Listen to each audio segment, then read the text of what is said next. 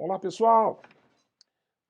Vamos a mais uma emocionante aula de exercícios de física sobre um dos assuntos, por incrível que pareça, mais intrigantes de tantos quantos nós desenvolvemos durante o ano.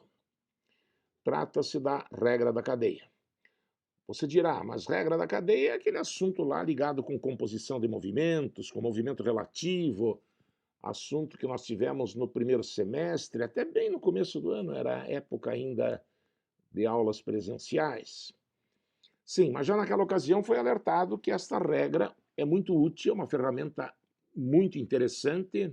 Na opinião de alguns, é exagerado que se dê tanto valor a ela, tem gente que consegue fazer essa composição ou a decomposição dos movimentos de uma forma mais direta do que a regra da cadeia nos permite.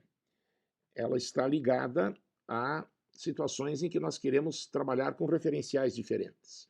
Aquela história, por exemplo, do menino que desce por um escorregador montado num barco, o menino desce e o barco adquire velocidade horizontal, velocidades diferentes e referenciais diferentes em potencial nós vemos nessa situação que, aliás, já discutimos, né?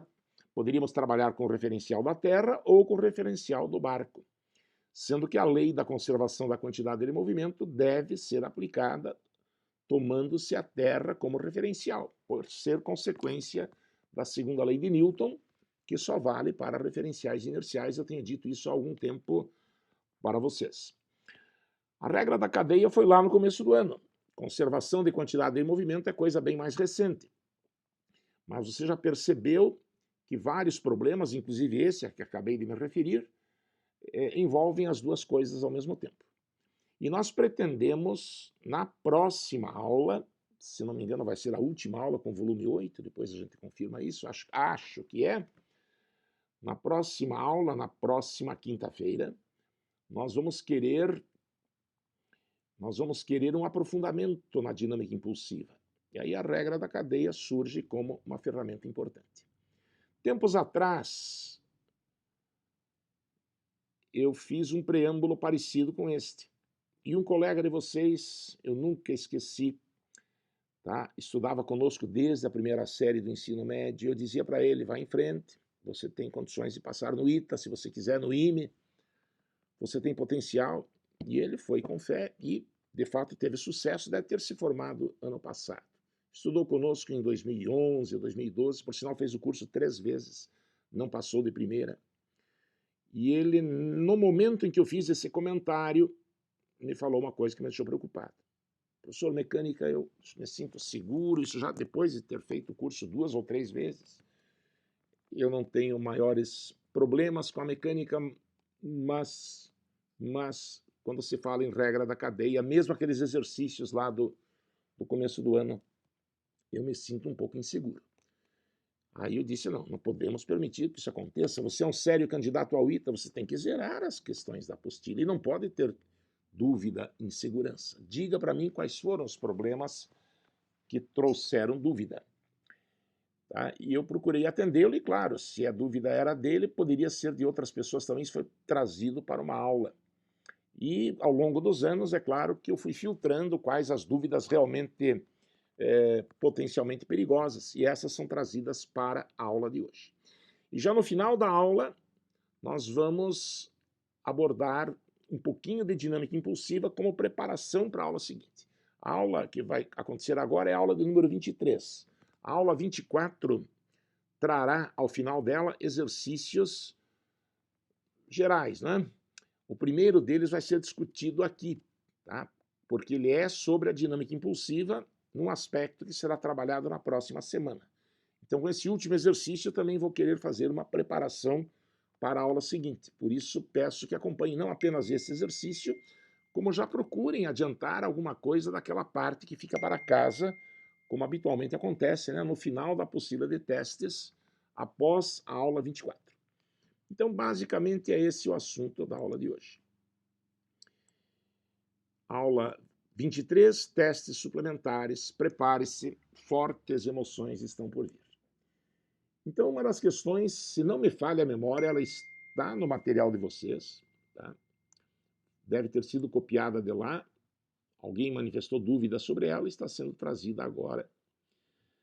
Isso lá do material lá do começo do ano, né? Um piloto deseja voar de oeste para leste, de um ponto P a um ponto Q, e logo após seguir de leste para oeste, retornando ao ponto P. O avião vai e volta. Contra o vento na ida, a favor do vento na volta, já estou adiantando, estou vendo aquele U lá, vai significar velocidade do vento. A velocidade do avião em relação ao ar é igual a V.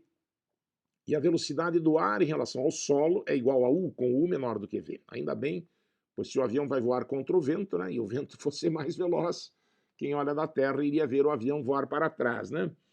Mas aqui garante-se que o vento não é forte, U é menor do que V. Se o ar estiver parado, portanto U igual a zero, o avião leva um tempo TO para a viagem de ida e volta. Supondo que a velocidade do vento está dirigida de leste para oeste, então como já se levou em conta na figura, e que U e V permaneçam constantes, o tempo de ida e volta será. Veja que questão curiosa. A alguém mais precipitado poderia parecer o seguinte: me faz lembrar aquela história de jogar futebol em um campo lá no terreno baldio, no fim da quadra. Quando eu era criança, eu fazia muito disso, e aquele campo era íngreme, tinha declividade, né? Primeiro tempo a gente desce, segundo tempo a gente sobe, quer dizer, joga contra a gravidade, e assim ninguém sai prejudicado. Na partida de futebol parecia que funcionava isso, mas geralmente quando a gente começava atacando para baixo, e a partida ia até 10, né, 5-0 no primeiro tempo, no segundo tempo a gente perdia de 10-5, não era legal. Algum desequilíbrio havia. Por que estou falando isso? Porque aqui, se o avião percorre a mesma distância na ida e na volta, e na ida ele vai contra o vento e na volta vai a favor do vento, não devia compensar. O vento atrapalha na ida, ajuda na volta. O tempo deveria ser o mesmo, e já estou vendo que não é esse o caso, já que as alternativas não são T igual a T0. Tá? Por alguma razão, né, sinistra, sem dúvida alguma, que vai merecer a reflexão depois. A matemática, claro, é o nosso forte argumento. Os movimentos são uniformes, a velocidade do avião é constante, a velocidade do vento também. No movimento uniforme, valem essas equações já bem conhecidas, né? Velocidade igual a distância sobre tempo, distância igual a velocidade vezes tempo, tempo igual a distância sobre velocidade. A viagem de ida é contra o vento, mas na volta o vento está a favor. O tempo não deveria ser o mesmo? O que diz o seu coração? Estou provocando-o, tá? O que parece ser de um jeito pode não ser. Quem vai dizer se é ou se não é a matemática. É o argumento mais forte, é o que nós vamos fazer. Com o ar parado, o avião vai e volta num tempo T0, diz o enunciado, nesse problema literal.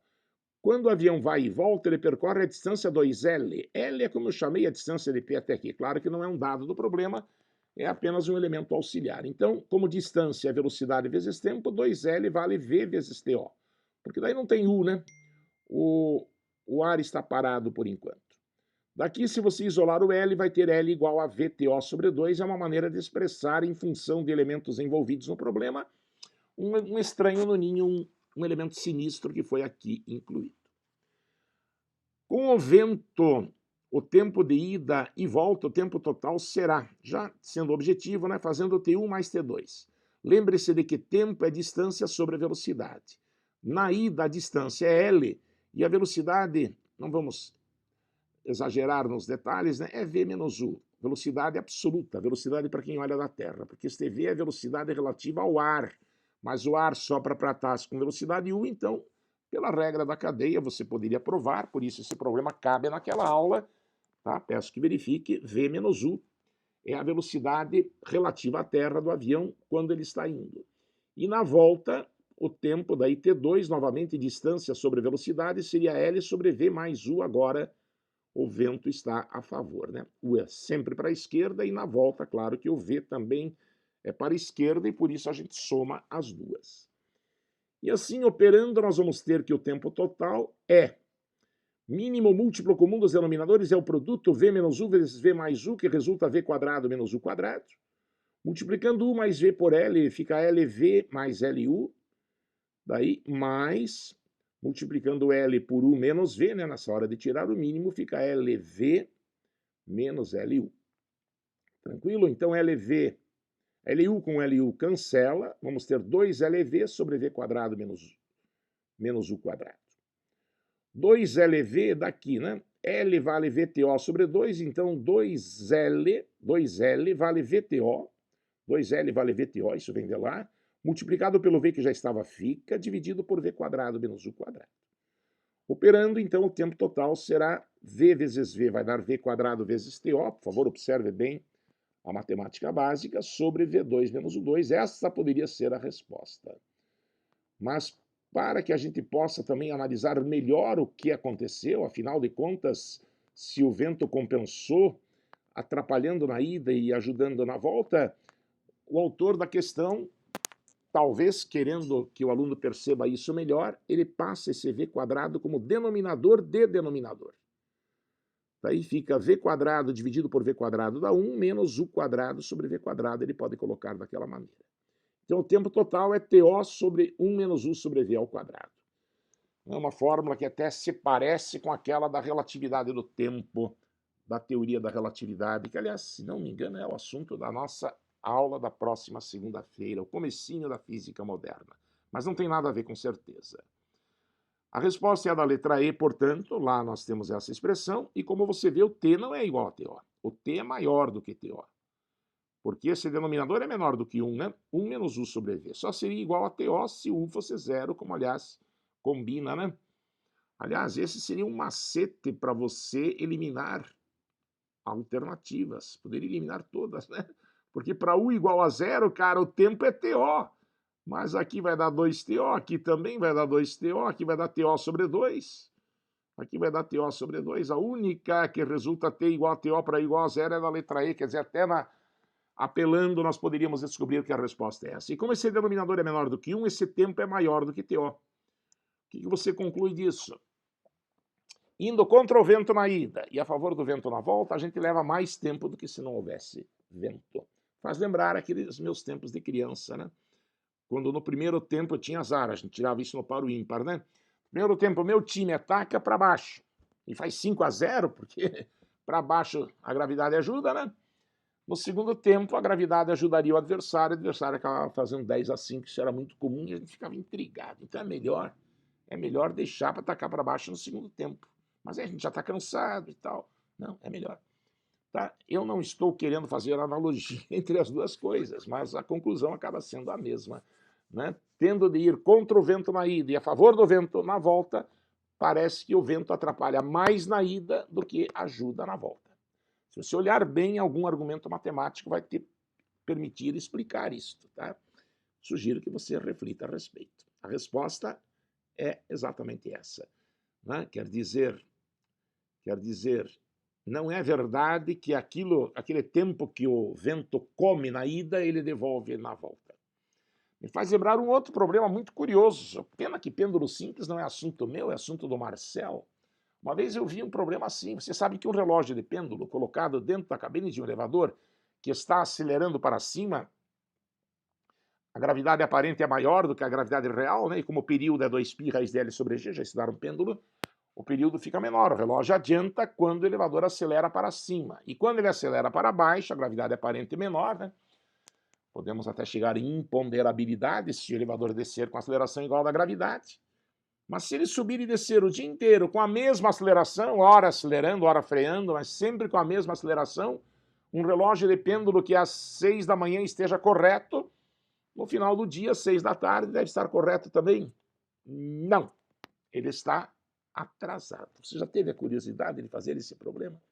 Quantas vezes eu já fiz esse problema em sala e depois dá, mas professor, isso não faz sentido. Pois é difícil explicar por que a matemática, nas suas entranhas, nas suas entrelinhas, acaba explicando isso. Mas não é uma coisa tão evidente. E há uma similaridade, não com a maneira matemática de resolver, obviamente não, mas com a conclusão. Por incrível que pareça. Você entendeu? O tempo prejudicou mais na ida do avião do que ajudou na volta. Esta é a conclusão. Mas é a mesma velocidade. A gente fica, de fato, intrigado. E são coisas assim, na minha opinião, intrigantes, que dão um sabor especial à física, nesse caso, à matemática. Legal? Então, pensar a esse respeito. Vamos em frente, mais regra da cadeia. Creio que os 3 primeiros exercícios devam ser exatamente iguais àqueles que já estavam propostos, mas lá no começo do ano. Esse é o momento oportuno para você se certificar de que está por dentro. A maioria de vocês está em dia com a matéria, né? Tem um outro que eu percebo que está atrasado, mas com muita consciência está tentando zerar as apostilas anteriores. É este o caminho, né? Siga a receita, vá fazendo a sua parte. Se tem coisa atrasada, vá estudando. Vem aí o super intensivo, vai ser uma mão na roda, mas não deixe tudo para o final. Vamos em frente, mais regra da cadeia, mais movimento relativo, mais composição de movimentos. Conforme o livro, esse assunto recebe todos esses títulos. Ele é geralmente ensinado depois de MRU, MRUV e queda livre, antes dos movimentos curvilíneos, antes do parabólico, né? Porque no parabólico a gente aplica Galileu, né? A gente decompõe movimentos antes do MCU e sob diversos títulos. Movimento relativo, princípio de Galileu, composição de movimentos ou regra da cadeia, que especificamente é a regra para compor movimentos. Não lembro bem da regra da cadeia exatamente como é que era, professor. O senhor nesse problema disse que aplicou sim. Quando eu escrevo U mais I, U menos E, estou aplicando regra da cadeia lá, só que estou fazendo direto para não me xingarem de ser excessivamente detalhista. Eu acho que vocês sabem provar isso. Mas agora nós vamos ver melhor, vamos aplicá-la, né, com mais detalhismo. Vamos lá, segundo problema. Deixa eu ver se é esse mesmo. Sim. Uma roda de raio R, essa roda maior que você vê aqui, rola sem escorregar sobre um plano horizontal, com o seu centro O movendo-se a uma velocidade V em relação ao solo, veja a figura. Então, O é o centro dessa roda maior. Essa menor ainda não foi explicado, já vai ser justificada a presença dela. Trata-se de uma saliência, um volante, como ele chama. Esse sim é que está apoiado no solo. Veja lá. O contato com o solo é feito mediante um volante de raio R minúsculo,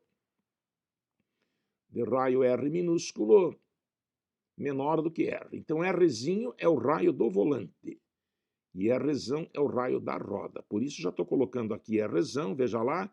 Aqui Rzão menos Rzinho, né? Porque daqui até aqui vai ser Rzão. O volante tem raio Rzinho, então aqui eu vou ter, claro, Rzão menos Rzinho, lá Rzão também. Ficou claro como é que acontece? Imagine, uma peça de uma máquina, poderia ser. Tá trabalhando aí, girando, como você vê, pelo sentido horário, mas tendo contato com o solo aqui no volante. E daí o volante girando e a roda toda girando, tendo, além da rotação, a translação para a direita. Na verdade, esse é um movimento complexo, essa mistura de rotação com translação. A rigor, tempos atrás, era coisa que só se tratava na cinemática vetorial lá do Billy Johnston. Lá tem muitas máquinas que operam de maneira semelhante e você, como estudante de engenharia, brevemente estará lidando com situações ainda mais encantadoras. Então, o contato com o solo é feito mediante um volante de raio R minúsculo menor que a Rzão. Determine as velocidades dos pontos A, B, o mais alto, C, do outro lado, D, embaixo. Então, pontos periféricos da roda. Como ele não diz em relação a quem, eu suponho que seja em relação à Terra, né? E em função, é claro, dos dados do problema, que são a velocidade do centro da roda e dos raios Rzão e Rzinho da roda e do volante. Certo? Então eu estou aqui tentando tratar o problema da maneira mais objetiva possível. Essa roda está apoiada pelo volante no solo, girando pelo sentido horário. Claro que deve haver atrito entre o volante e o piso, porque é o atrito que permite que ocorra esse rolamento sem deslizamento. Um dia nós já provamos que a velocidade do ponto mais alto do volante, como do pneu de um automóvel em relação ao solo, desde que a roda não esteja travada e nem cantando o pneu, como se diz, patinando, é zero, né? Lembram disso? Aqui a velocidade é zero, aqui é V. Um dia nós vimos que aqui seria 2V, eu não estou escrevendo aqui porque não vai precisar, e a velocidade do ponto B lá em cima, maior ainda. Essa velocidade, um dia nós vimos, lá num exercício de sala de aula, varia linearmente. E eu dei uma esticadinha nessa reta aqui para você perceber, claro, que o ponto D, para quem olha do centro da roda, uma formiga que esteja lá, por exemplo, verá o ponto D, claro, ir para a esquerda.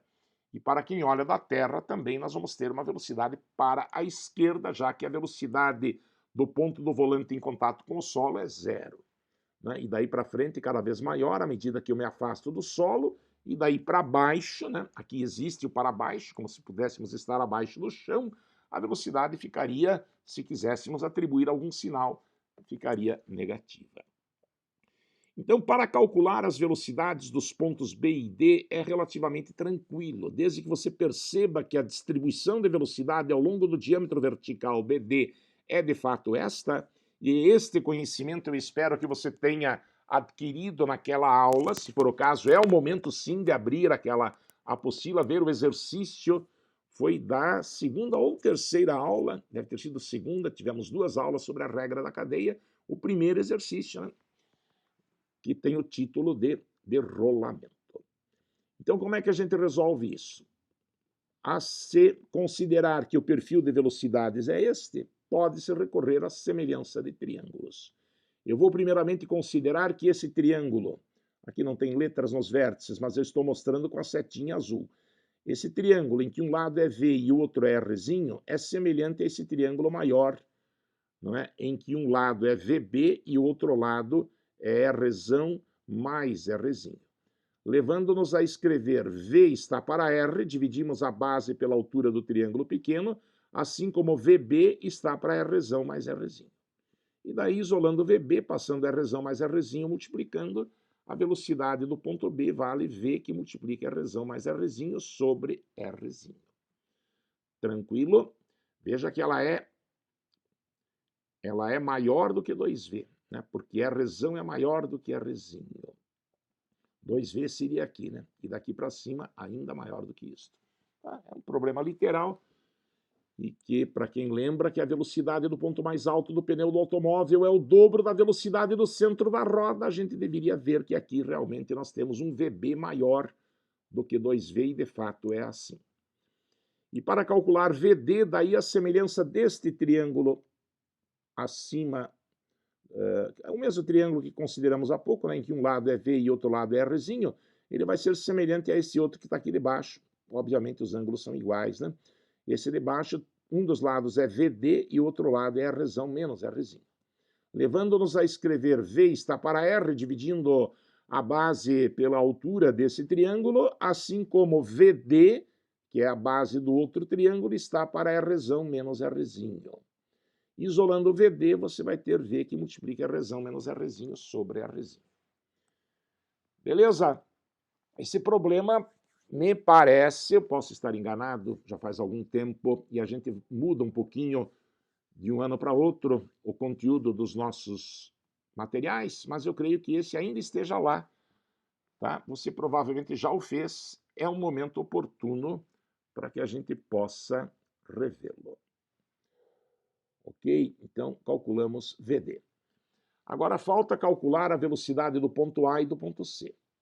É claro que quem olha da Terra vai ver o ponto A movendo-se para lá. Daqui a pouco faremos o triângulo de velocidades que explica isso. E o ponto C para cá.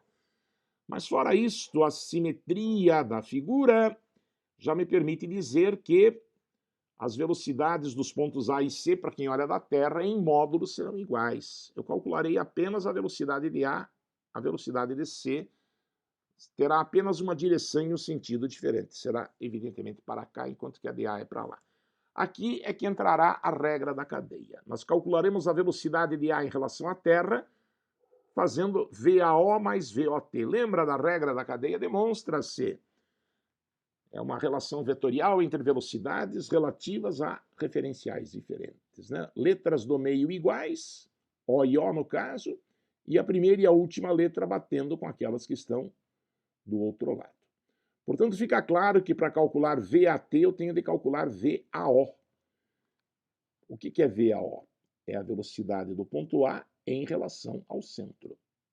E esta velocidade de A em relação a O, como a velocidade de B em relação a O, como a velocidade de C em relação a O, como seria também, embora eu não tenha escrito, a velocidade de D em relação a O. São todas iguais em módulo, é claro. E eu provoco aqui novamente, você lembra por quê?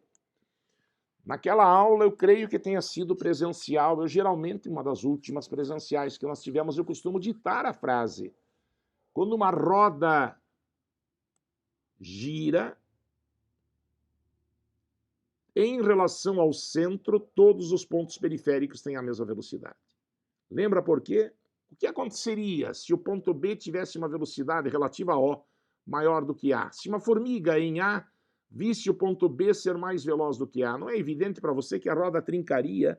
Se fosse uma roda de borracha, ela rasgaria ou ficaria deformada. Se a velocidade de A fosse maior do que a de B, para quem olha de O, a roda ficaria comprimida e provavelmente se deformaria nesta região e racharia, trincaria na outra. Não é? Como condição ligada à rigidez que se supõe que a roda tenha, essas velocidades são todas iguais. A VBO nós podemos calcular porque já calculamos a VBT agora há pouco, pela mesma regra da cadeia. E lembre, a VBO vai ser igual a VAO, que eu vou precisar daqui a pouco, em módulo. Pela mesma regra da cadeia, VBO, velocidade de B em relação a O, vale VBT, que eu já conheço, já calculei, mais VTO. Novamente, letras do meio iguais às das pontas, iguais às do primeiro membro. O que é VTO, professor? É a velocidade da Terra em relação a O. Quem olha da Terra está vendo o ponto O ir para a direita com velocidade V. VTO é a velocidade que T parece ter a Terra para quem olha de O. Uma formiga que esteja em O vai ver a Terra ir para trás, não é? Com a mesma velocidade. Se você está dentro de um carro a 60 por hora como passageiro e coloca a cabeça para fora, não faça isso, é perigoso. Mas se você fizesse e olhasse para o chão, você veria o chão ir para trás a 60 por hora, não? Por isso que VTO é a mesma coisa que menos VOT. E VOT vale V, isso é um dado do problema. Por isso eu escrevo em módulo agora, VBO vale VBT, que nós já calculamos e chamamos há pouco de VB, menos a velocidade de O em relação à Terra, que vale V. Aí é só substituir, não é? O VB, já calculado por V, que multiplica R mais R sobre Rzinho, menos V. Operando vai dar VBO em módulo, igual, colocando V em evidência, V que multiplica Rzão mais Rzinho sobre Rzinho, menos 1, né? Porque o V já está em evidência, tirando o mínimo, Rzinho menos Rzinho, que vai aparecer aqui em cima, vai dar 0, vai sobrar em cima Vzão Rzão, dividido por Rzinho. Esta é a velocidade do ponto B relativa a O. E em módulo ela é igual à velocidade de A em relação a O. Então, para responder a pergunta quanto vale a velocidade de A em relação a T, você aplica a regra da cadeia, VAT igual a VO mais VOT, isso tem de ser algo automático. Eu, que como já disse a vocês, sou um cara muito sentimental, às vezes eu desconfio que o meu coração às vezes se engana, e quando ele se engana, ele me faz sofrer. Sofrer, estou desafinando, mas algum dia eu vou lembrar dessa música. Quando meu coração falha, eu apelo para minha cabeça. A minha cabeça, ela parece ser mais saudável que o meu coração. Tá? Isso é regra da cadeia, isso eu sei que está certo. Se as letras do meio estão iguais e as das pontas são iguais às do outro membro, eu estarei escrevendo uma igualdade vetorialmente correta. Aconselho você a fazer isso, né? Na hora que você não quer tentar adivinhar cardiacamente, não quer seguir o seu coração, aplique faça uso dos seus neurônios. Daí vem essa figura, né? Eu só consigo fazer essa figura com aquela formulazinha. VAT que estou procurando é VAO, velocidade de A em relação a O, claro que é para cima, né? Quando o movimento é de rotação em relação ao centro, a velocidade justamente se chama tangencial, porque ela é tangente à trajetória, e ela vale VR sobre R, como acabamos de provar. Na verdade, isso era VBO, mas VBO é igual a VAO, correto? Pelo focinho do VAO, amarre o rabinho de VOT. VOT é para a direita e vale V, não é? Por isso, VOT, aqui eu escrevi, desculpe, VCT, não, aqui é para ser VOT, perdão, lá estava VOT, aqui também seria. Falha minha, tá? Arrumarei no PDF.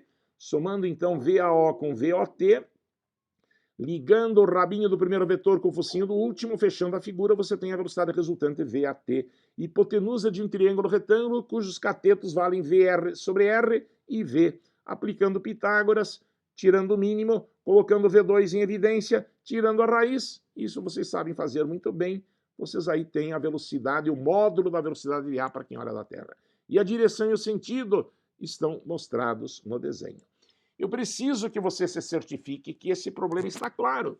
Ao conversar com aquele colega de vocês que me confessou, e eu fico muito feliz quando a pessoa revela as dificuldades. Não que eu seja cínico, me divirta ver o cara se sofrendo, não, mas é que assim eu vejo quais são as aflições de vocês, algumas coisas que a mim parecem que eu já posso ir direto pela experiência desse macaco velho. Aliás, sou velho, mas não sou macaco. Eu acabo me enganando, né? Então, esse problema, possivelmente, eu esperava que ele já tivesse resolvido, e por alguma razão ele talvez até tenha resolvido, porque era uma pessoa correta, dedicada, né? Mas não tenha, assim, assimilado suficientemente. E nesse momento é importante que a gente se certifique disso, não só como a título de recordação, mas também porque vamos precisar disto nos problemas de dinâmica impulsiva. Quantas vezes já caiu no ITA? Não preciso falar daquele problema do menino que desceu escorregador, isso daí nós já falamos.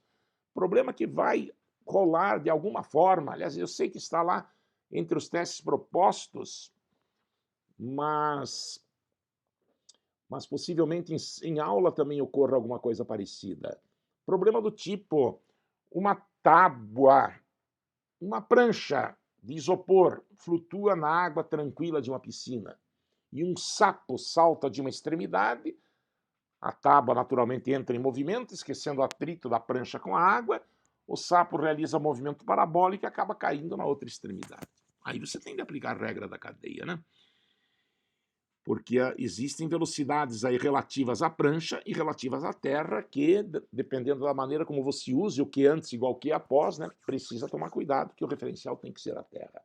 Então, se não estiver bem firme com a regra da cadeia, inclusive essas variações aí que eu estou mostrando, isso aí não é assim tão comum no ITA, esses problemas de enrolamento. Já caiu na FUVEST, segunda fase, várias vezes, o Renato Brito explora bastante problemas desse tipo, muitos de vocês andam com esse livro nas mãos. Lá vocês encontrarão mais a respeito disso. Mas aqui nós estamos treinando, veja, não são questões nem de ITA nem de IME, com o objetivo de ganhar familiaridade para outras situações mais visadas e que virão em seguida. Mais um problema intrigante sobre a regra da cadeia. Quando eu tinha a idade de vocês, um pouco mais jovem, confesso, não havia videogame, não havia celular, sequer telejogo, sequer Atari, videogame, não havia. E era uma época que nós nos encontrávamos meios de nos divertirmos. Hoje em dia é proibido. Eu era do tempo de soltar balão, correr atrás de balão. Tirar a tocha, fazer uma nova tocha e soltar de novo. Soltar pipa. Então, carretel de linha desses que as costureiras usam, mas para soltar pipa. Tinha o carretel número 40, que era fraco, não sei porquê, o número 10 era mais forte, o número 0, então, é um fio bem mais resistente. Então, aquele fio enrolado no carretel gerava um movimento interessante quando soltávamos a pipa e queríamos dar fio para que ela subisse.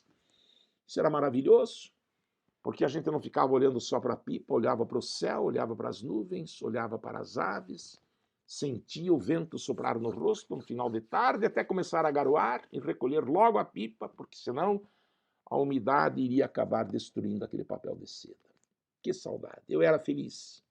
E eu sabia que eu era feliz. Meu sonho é poder ainda arranjar algum tempo para soltar pipa. Balão não, porque é proibido hoje em dia, mas soltar pipa até no Parque Barigui, né? Não é proibido. Mas por que está falando isso, professor? Tanto saudosismo, porque o problema fala de carretel. E isso me fez lembrar aqueles tempos. E eu, com certeza, eu já devo ter feito alguma experiência parecida, mas nunca a fiz com o senso crítico que esse problema nos obriga. Olha que problema interessante. Não sei de onde que eu copiei. O esquema representa um carretel de linha.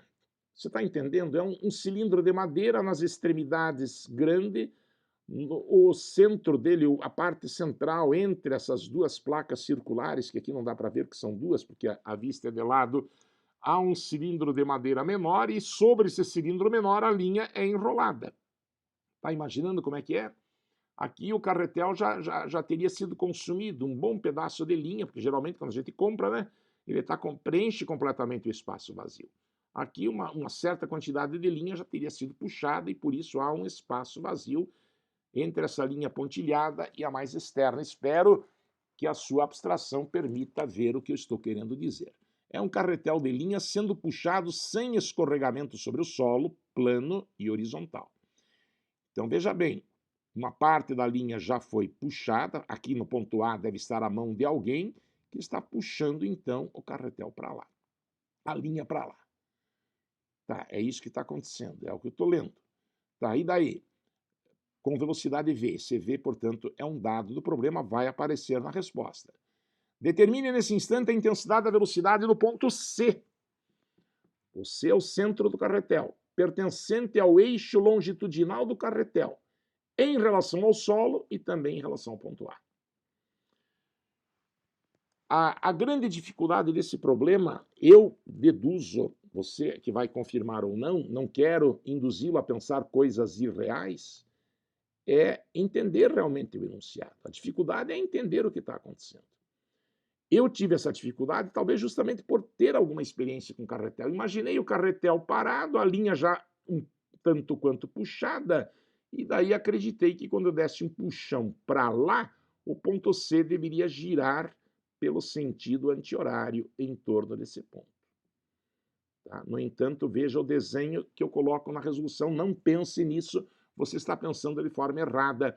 A gente tende a pensar que é o ponto C que gira ao redor desse ponto, porque a gente imagina erradamente, não há razão para isso, que o centro, ou a gente imagina, digo a princípio, que o movimento possa ser pelo sentido horário, deixe-me expressar diferente, porque a gente imagina que o eixo esteja fixo.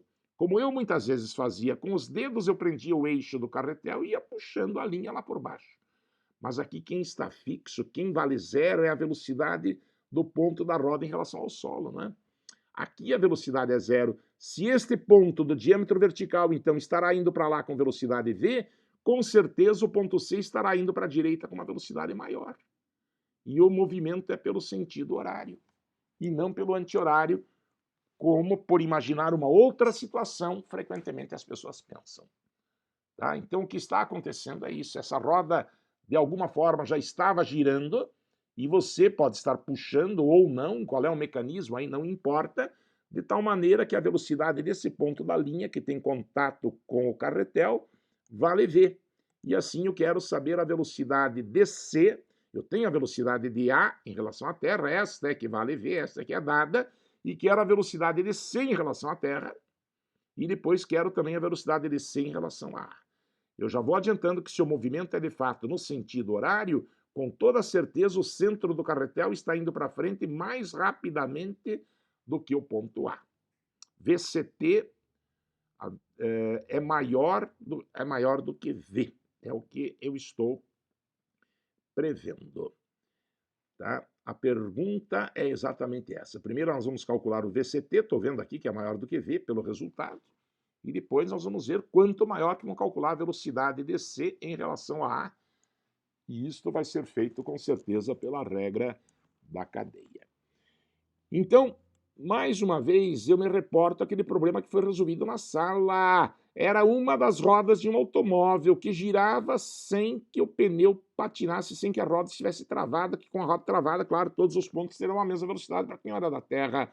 Naquela aula nós provamos que o ponto mais alto da roda, lembram disso? É o dobro, tem velocidade igual ao dobro da velocidade do centro da roda. O carro está a 60 por hora, aquele ponto está a 120, mais uma razão para você ser cuidadoso ao dirigir. Se uma velocímetro marca 60, terá sempre um ponto da roda, né, desde que a roda não esteja travada, repito, que está com o dobro da velocidade que o velocímetro marca, e tem um ponto da roda que está parado. Como eu ao andar, lembra naquela aula eu fiz questão de mostrar como eu elegantemente costumo andar, a cada passo que eu dou, você também, eu tenho certeza, você mantém o pé fixo no chão, o teu tronco vai para frente, a tua barriga vai para frente, a tua cabeça vai para frente, e a velocidade da tua cabeça em algum momento é o dobro da velocidade da barriga, enquanto a velocidade do pé vale 0. Lembram disso? Estou viajando muito, já tivemos uma conversa parecida com esta, eu creio que você lembra sim. E a distribuição da velocidade, então, é linear. Se eu esticasse essa reta, aqui a velocidade seria 0, aqui seria VCT, né? E lá em cima seria 2 VCT se eu esticasse mais. Não faço isso porque não é essa a pergunta. Mas o fato é que, por ser linear a distribuição da velocidade, aparecem triângulos semelhantes. Esse triângulo de base VCT e de altura R é semelhante a esse triângulo menor que você vê aqui embaixo, onde um lado vale V, essa velocidade é dada, e o outro lado, claro, R menos R é o outro cateto. Por isso que eu escrevo lá, veja, VCT está para R, assim como V, essa velocidade que foi dada, está para R menos R, que é a altura do triângulo de baixo. Assim você calcula VCT, vale, passando R multiplicando, VR sobre R menos R. Assim você respondeu o item A. E para responder o item B, qual é a velocidade? Qual é a velocidade do ponto C, que é o centro da roda, em relação ao ponto A? Né? É a outra pergunta, a pergunta do item B. Regra da cadeia, VCA deve ser VCT, mas VTA aqui não precisa nem pensar muito, porque as letras do meio são iguais e as das pontas são iguais às que estão no outro membro. VTA, a velocidade da Terra para quem olha de A.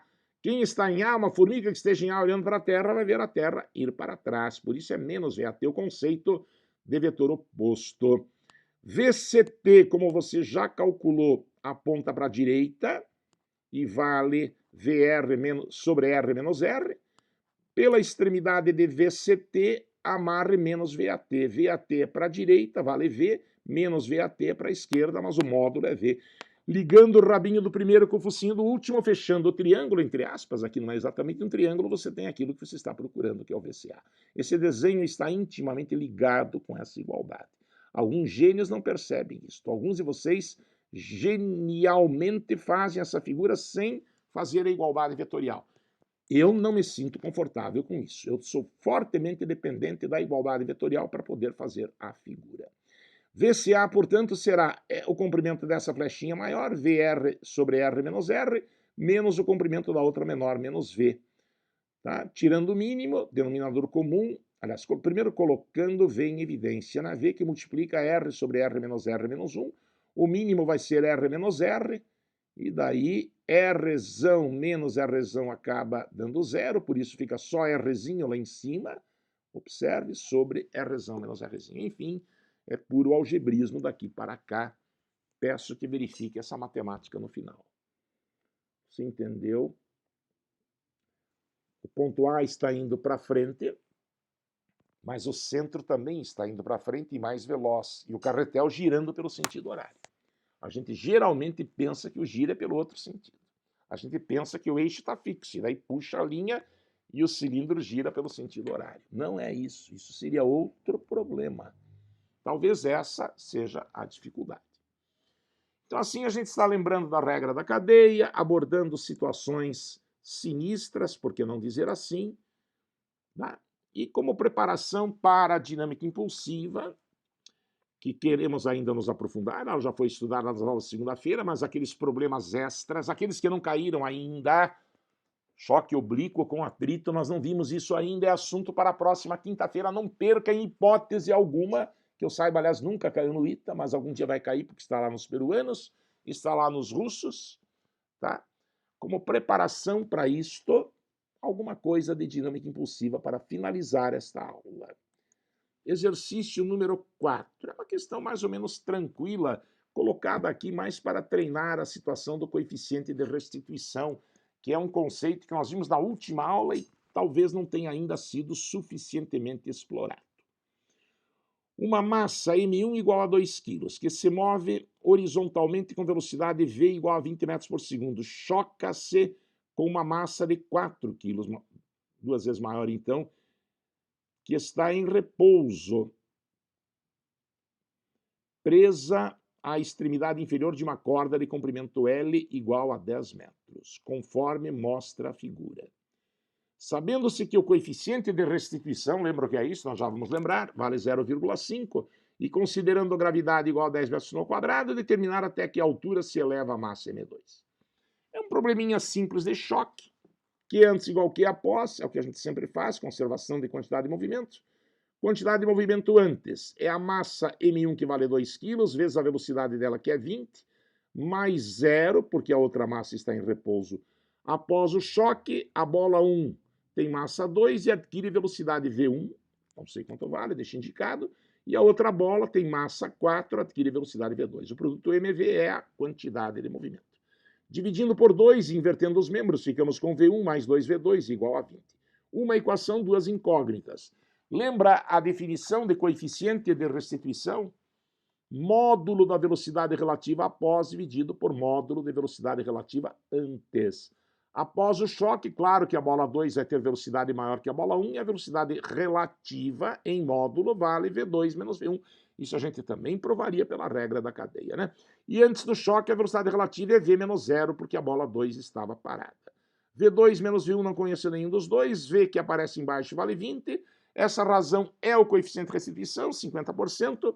Ele representa o quanto de velocidade relativa é restituída. No choque elástico é 100%, no inelástico é 0.